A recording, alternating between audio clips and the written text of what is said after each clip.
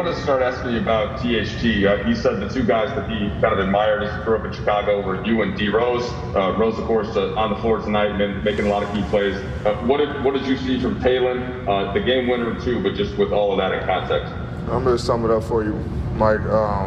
Come down, got a big turnover when we were trying to run a set, and turned it over. I think they hit a three, go up one, and he comes down and hits a big three. You know, the kid has confidence. He has heart.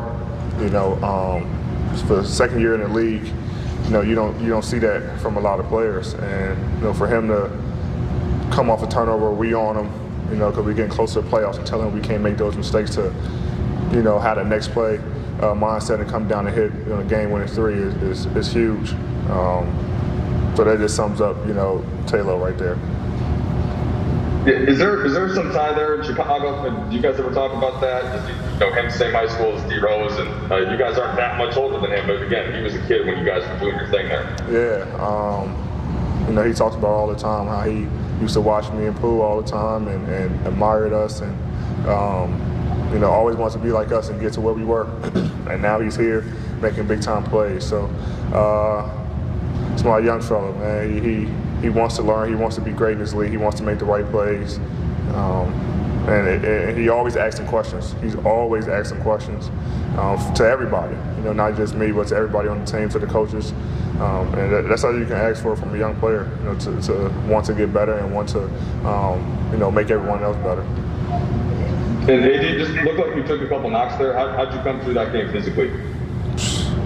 You know, I'm hurt. Not more so my body, just, you know, my groin got tight. You know, that was really it. Not sure where it came from, but the groin got a little tight. And there's no way I was coming out the game. I mean, big game for us. You know, a team was playing red hot, and you know the situation that we're in, trying to battle for six, and it's a big game for them because they're trying to battle for fourth and keep that fourth seed. So I think they might be 6 now after the loss. I'm not sure, but you know it was a huge game from us, and I didn't want to come out no matter injury and finish the game and make sure we secured the win. Kyle.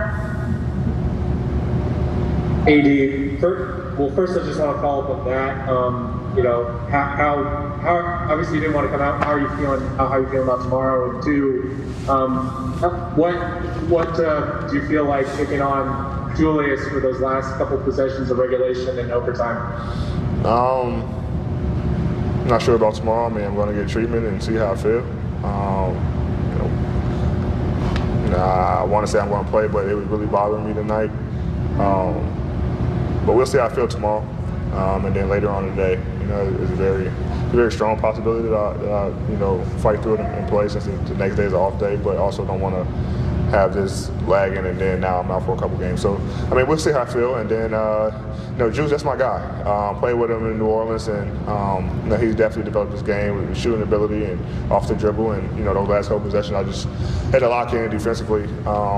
And make sure that he wasn't, you know, going to score and help the team. I mean, I feel like I made him hit the three with my contest at the end. He shot it a little higher than normal. But I mean, he's been playing like this all year. You know, I think he's an MVP candidate. He for sure should win Most Improved. I mean, what he's doing got this team in the playoffs right now. You know, for a team who hasn't been in the playoffs for a while. So. He's playing his ass off, and you know, you can do nothing but respect him. Okay, last three. Dan? Anthony, this team has been through so much this year in terms of guys being out, inconsistent stretches. I mean, you played tonight with no point guards, essentially, after Alex goes out. Have you noticed an uptick in confidence, though, over kind of this stretch as you come back, as you guys have beaten, you know, Denver and Phoenix and now the Knicks? Have you seen something different kind of in the group as you head into the postseason? We know the position we're in, and we're playing desperate. We're fighting, we're playing hard. You know, that's all we can do. You know, guys have been in and out of the lineup all year. You know, Dennis, myself, Brian, you know, Kenny, Kuz, like everyone has been in and out of the lineup. So we always had a next man up mindset, and everybody's playing well.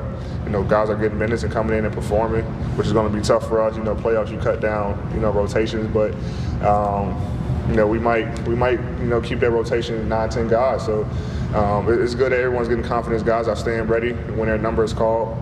Wes has been playing huge the past couple games for us. Big plays after big plays. So you know, we're excited about our group, especially when everyone come back and get healthy. You know, then we'll figure it out from there. Okay, last two, Dave. AD, obviously we're still not at full capacity or really close to it here at Staples Center, but it seemed to me like sorry? No, I said it got loud. Oh yeah, it got loud, and then also it seemed to me like some of the Knicks fans caught your attention. Yeah. Did you enjoy that element, and how much does that factor into what you guys are looking forward to with what's to come in the postseason, considering last year you didn't have that? Yeah, you missed that, man. You miss it. You know, obviously the Knicks fans are talking to the position that they're in, and they have the right to do so. You know, their team is playing well. They have the right to talk. You just can't, you know, continue to talk when they lose. You know, it doesn't make sense. So the fans are over there talking all night, which is fun. Which is fun for me. It's fun for our group. And then, you know, the whole team came over there talking smack to them. So it's fun. You missed that element of the game. You know, like you said, we didn't have it last year. It hasn't really been anybody that come in this building that their team is cheering for them over Laker Nation, and you know, so that kind of stood out to me. And you know, it was fun getting a win in front of them and talking trash to them. So you know, it's all a part of basketball, and you know, I'm pretty sure everyone in the league misses that. Last question, Bill.